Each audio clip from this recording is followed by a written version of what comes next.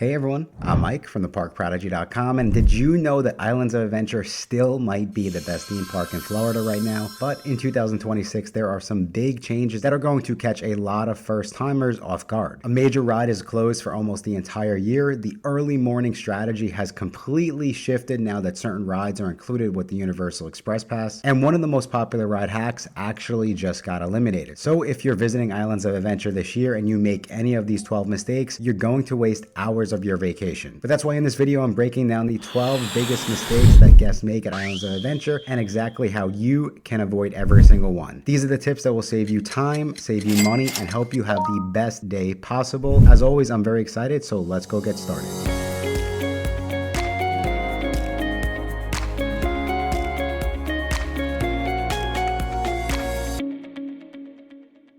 Thank you again so much for checking out this video. Like I said, we're about to break down 12 of the biggest mistakes you can make at Islands of Adventure in 2026 and beyond. We're going to jump right in, starting with mistake number 12, and that would be sleeping in on your Islands of Adventure day. So the mistake here is treating all three Universal Orlando parks the same when you're planning your day. Right now, in particular, Islands of Adventure actually is the morning park. It's the park that you want to hit, especially if you have early park admission. As early park admission, it has been starting at Islands of Adventure at 8 a.m. And that's a huge swing compared to over at Universal Studios Florida, which now for certain days, and definitely until we see Halloween Horror Nights come about, from what we're projecting, that park doesn't open up until 10 a.m. and it's not running early park admission. And that's a full 2-hour swing that you can pick up by starting your day and taking advantage of early park admission at Islands of Adventure. And you could see this definitely just changes the way that you have to plan your trip. And you absolutely have to confirm your park hours as you get closer to your trip. I will state that. I mean, Universal just dropped a huge update at Epic Universe for early park admission. Then they switched it back. The parks are constantly changing, and you do have to keep that in mind as you're planning your days. But where this is important and why I kind of feel like it's necessary to talk about is if you're not a morning person and you know that you're visiting, let's say, Islands of Adventure the next morning, you might want to not do a late night at City Walk. If you want to do a late night at City Walk, go for it, but maybe you plan to do Universal Studios Florida or Epic Universe the next day. I personally would do Universal